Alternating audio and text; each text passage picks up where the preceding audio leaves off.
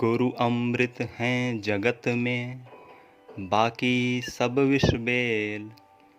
सतगुरु संत अनंत हैं, प्रभु से कर दें मेल। नमो नारायण जी, सभी को श्री कृष्णा श्री राधे। पिछले वीडियो में हमने चर्चा करी थी कि गुरु का क्या महत्व है हमारे जीवन में। गुरु का, शिक्षक का, ट्रेनर का, टीचर का, मास्टर का क्या रोल होता है, इनकी क्या महती कृपा होती है हमारे जीवन में, इस पर हमने चर्चा की थी। तो जैसा कि हमने पूर्व में भी कहा था, तो आज का वीडियो इस बारे में है कि गुरु की कृपा कैसे प्राप्त की जाए, गुरु को प्रसन्न कैसे किया जाए। ऐसा हम क्या करें कि हमारे कुंडली में जो गुरु ग्रह का दोष है वह भी नष्ट हो, गुरु की शुभता बढ़े, अनुकूलता बढ़े, सकारात्मकता हमारे जीवन में बढ़ जाए। जैसा कि हमने पिछले कई वीडियोस में भी बताया है कि जो गुरु ग्रह है उसे ज्योतिष शास्त्र में बड़ा ही महत्व दिया गया है। किसी की धन की स्थिति, किसी की शिक्षा की स्थिति, संतान की स्थिति, वैवाहिक स्थिति, भाग्य की स्थिति, यह सभी गुरु पर निर्भर करते हैं, गुरु ग्रह पर निर्भर करते हैं। गुरु के बारे में एक अलग से हमारा वीडियो भी है जो आपको नवग्रहों की सीरीज में मिल जाएगा प्लेलिस्ट में। तो अब सोचिए, जब इतना ज़्यादा कारकत्व गुरु ने समेटा हुआ है, तो ये जो नवग्रह का गुरु है, यह जो गुरु बृहस्पति हैं, इनका रोल हमारे दैनिक जीवन में, हमारे भौतिक जीवन में, हमारे आध्यात्मिक जीवन में जो हमारे गुरु हैं, जो हमारे शिक्षक हैं, जो हमारे मार्गदर्शक हैं, वह निभाते हैं। तो उनके साथ कैसा ट्रीट करें, उनके साथ कैसा हमारा बर्ताव हो जिससे वह हमारे और अनुकूल हो जाएं, आज हम इसी पर चर्चा करेंगे। तो आइए ज़्यादा समय ना लेते हुए हम इसकी चर्चा प्रारंभ करते हैं। प्रारंभ हम इससे करेंगे कि गुरु पूर्णिमा जो आ रहा, जो 5 जुलाई 2020 को पड़ रहा है, इस पर ऐसा क्या करें, क्योंकि यह बड़ा ही दिव्य पर्व है। इसकी बड़ी ही महत्ता बताई गई है शास्त्रों में। चाहे वह जो सा भी धर्म हो, हिंदू हो, मुस्लिम हो, सिख हो, ईसाई हो, जैन हो, पारसी हो, यहूदी हो, बौद्ध हो, कोई सा भी विश्व का हो, यहाँ तक कि बहावी संप्रदाय तक भी हो, वह भले बाकी मतों में उनके अनेक मत होते हों, किसी की यहाँ मूर्ति पूजा है, किसी के यहाँ निराकार पूजा है, किसी के यहाँ कैसा विधान है, लेकिन एक जगह या एक ऐसा पॉइंट है जिसमें सभी धर्मों का समान मत है, वह है गुरु की पूजा, गुरु को मान सम्मान, गुरु के प्रति कृतज्ञता व्यक्त करना। यह आपको हर धर्म में मिलेगा। तो इतना महत्व क्यों दिया गया जब बाकी जगह लोगों ने अलग अलग बातें करी। किसी ने कहा नहीं देवता होते हैं, किसी ने कहा नहीं होते हैं, किसी ने कहा ऐसे पूजो, किसी ने कहा वैसे पूजो। तो इस एक विषय में सभी एकमत कैसे हो गए, यह गंभीर चर्चा का विषय है। इस पर चिंतन कीजिएगा, मनन कीजिएगा। और हम आगे टॉपिक पर आते हैं कि गुरु पूर्णिमा के दिन क्या करें हम कि गुरु की कृपा हो जाए, हमारे घर में खुशहाली आए, हमारा रोजगार, व्यवसाय, हमारी शिक्षा, हमारे धन की स्थिति इत्यादि में उत्तरोत्तर वृद्धि हो। नमस्कार बंधु, जैसा कि गुरुदेव प्रणव जी ने अभी कुछ ही क्षण पहले आप सभी को गुरु की महत्ता के बारे में बताया, तो आइए हम समय को ना व्यर्थ करते हुए आपसे ये बात करते हैं कि गुरु पूर्णिमा पे हमें करना क्या है अपने गुरु के लिए, अपने डिवोटेड पर्सन के लिए। वो कोई भी हो जिसने आपको मार्गदर्शन दिया हो, या कुछ सीख दी हो, या कुछ ऐसा सिखाया हो, या आपको आपके कारोबार के बारे में बताया हो जिससे आपकी दैनिक दिनचर्या सुचारू रूप से चल रही हो, उनके लिए हमें करना क्या है। तो सबसे पहला और सबसे छोटा चरण जो हम उठाएंगे वो है ये कि हमें गुरु के पास जाना है, उनसे मिलना है। आप सभी जानते हैं इस समय लॉकडाउन चल रहा है, हो सकता है आपके लिए ये संभव ना हो कि आप उनसे मिल सकें, तो आप उनसे फोन पे बात कीजिए। और अगर आप उसी शहर में हैं तो मैं फिर भी आपको रेकमेंड करूंगी, आपको ये सलाह दूंगी कि आप उनसे मिलें, आप उनसे बात करें, आप उनका आशीर्वाद लें। और अगर आप दूसरे शहर में हो और वाकई में जाना मुश्किल है, आप नहीं जा सकते किसी भी कारणवश, तो आप उनसे फोन पर बात करके उनका आशीर्वाद जरूर मांगें। और अगर आप जा सकते हैं तो उनके चरणों की रज ही लेकर के आए। जी हाँ, बात अगर हमने चरणों की है तो मैं आपसे ये बताना चाहूंगी कि आप देखते होंगे पुराने समय में भी, जैसा कि आपने देखा भी महाभारत रामायण कुछ ही समय पहले लॉकडाउन में हमें दिखाया गया, जिससे हमें पुरानी चीजें फिर से वापस आई। तो आपने देखा होगा उसमें कि कैसे गुरु की वंदना की जाती थी उस समय में। तो आज अगर हम बात करते हैं तो हमें गुरु के घर जाना है। अगर हम घर गए तो सबसे पहला काम तो हमें उनके चरण धोने हैं। पहले तो लोगों में इतना डिवोशन था गुरु को लेकर, इतना भाव था, इतनी कृतज्ञता थी कि उस चरण धुले हुए पानी को वो पी लिया करते थे। मैं आपको ये रिकमेंड नहीं करती, अगर आपके अंदर पुरानी चीजें अब बदल गई हैं चूंकि, अगर आप ये नहीं कर सकते तो कम से कम उस पानी को ले जाके अपने घर में छिड़काव कीजिए, उसे अपने माथे पे लगाइए, अपने बच्चों के माथे पे लगाइए, अपनी बीवी के माथे पे लगाइए, अपने माथे पे लगाइए। और उस पानी को ले जाकर अपने घर में पूजा स्थल पर, स्टोर रूम में, या जहां आप बैठते हैं उठते हैं उन जगहों पर उन पानी का छिड़काव कीजिए। और उसके बाद जो एक चीज आती है कि क्या लेकर जाएं, क्या भेंट दें उनको, क्या उपहार दें, गुरु दक्षिणा क्या दें। एकलव्य ने तो अपना अंगूठा ही दे दिया था गुरु द्रोण को, और अर्जुन ने गुरु द्रोण के कहने पर राजा के राज्य में चढ़ाई कर दी और वो राज्य ही अपने गुरु को समर्पित कर दिया था। तो आज तो ये संभव नहीं है हमारे लिए। आप सभी जानते हैं समय बदल गया है, डिजिटल हो गए हैं हम सभी। तो क्या कर सकते हैं? अगर हम गए हैं तो उन्हें क्या दें?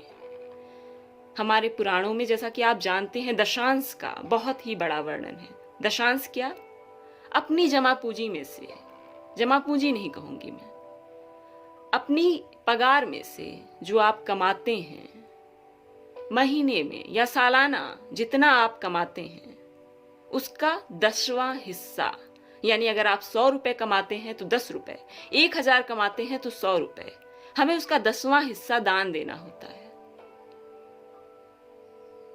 तो हमें क्या करना है? हम बहुत ही ब्रॉड में नहीं जाएंगे क्योंकि दशांश एक अलग टॉपिक है जिसपे हम काफी चर्चाएं कर सकते हैं।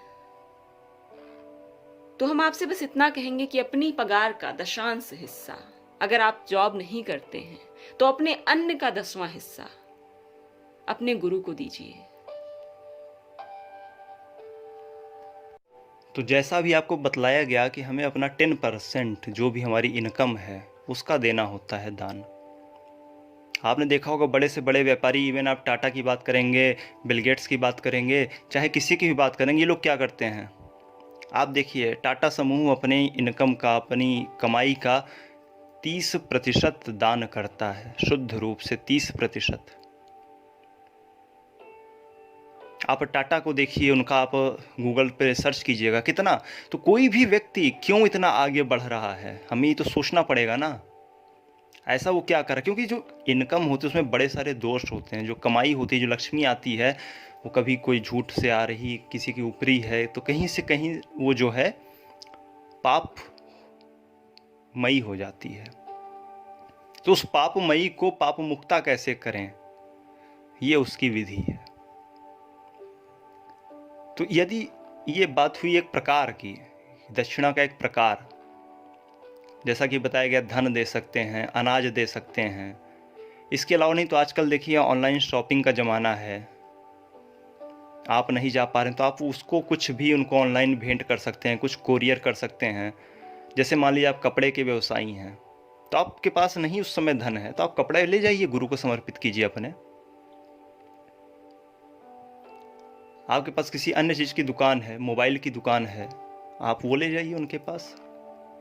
कंप्यूटर का है, आपके पास जूतों की शॉप है, आप उनकी पसंद के उनको भेंट करिए।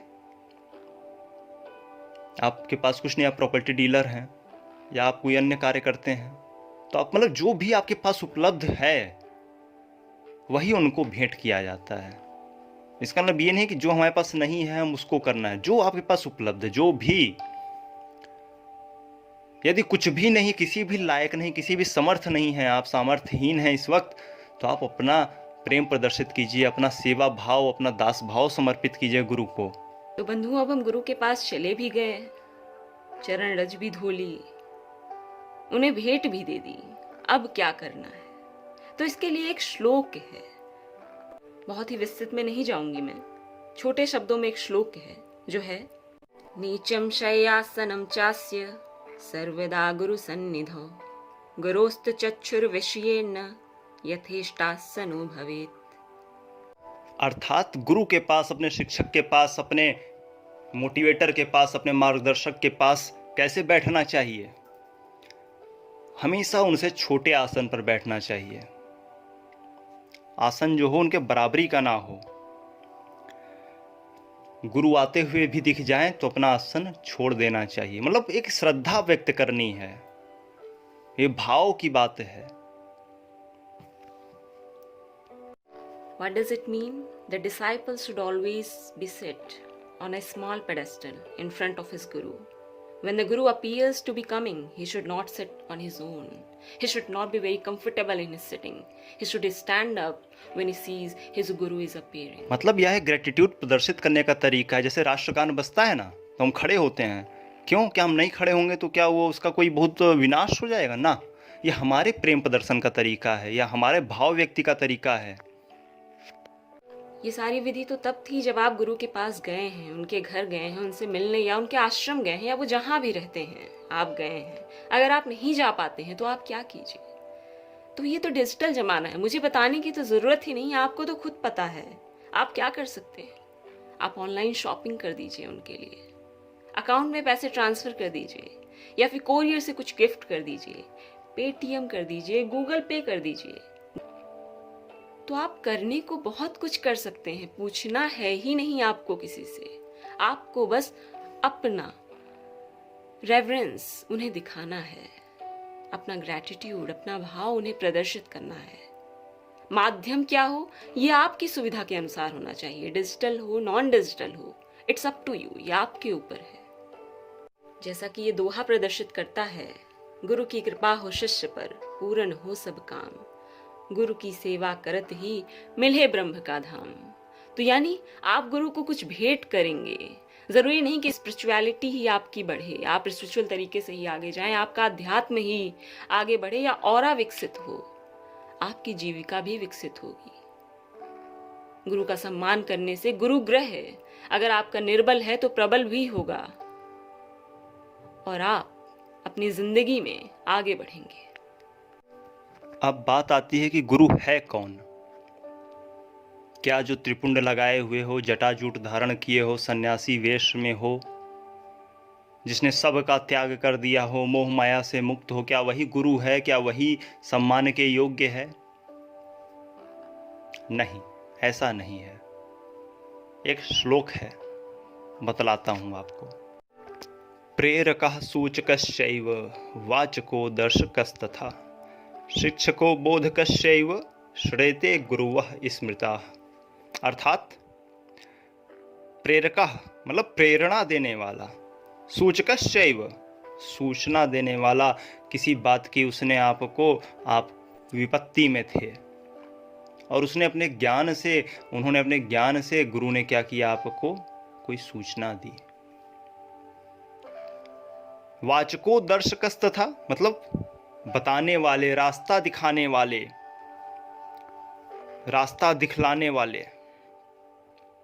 शिक्षको बोधकश्चैव शिक्षा देने वाले, किसी प्रकार की शिक्षा दी हो और बोध कराने वाले।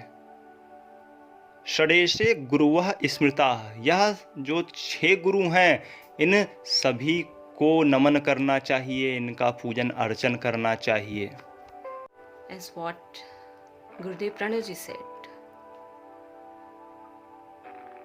what is a teacher? What is the guru meaning? The inspiration, the informant, the guide, the educator.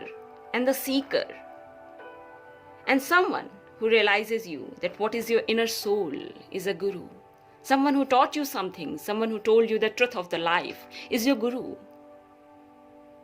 This all is the form of guru.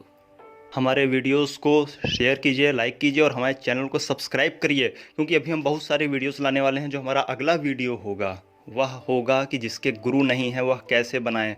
अक्सर आपने देखा होगा जो साधक वर्ग है या जो गृहस्थ वर्ग है वो परेशान रहता है कि गुरु हैं कहाँ, गुरु मिलते नहीं, अच्छे गुरु रहे नहीं, अब सभी फ्रॉड आ गए हैं, अब सभी धोखेबाज आ गए हैं।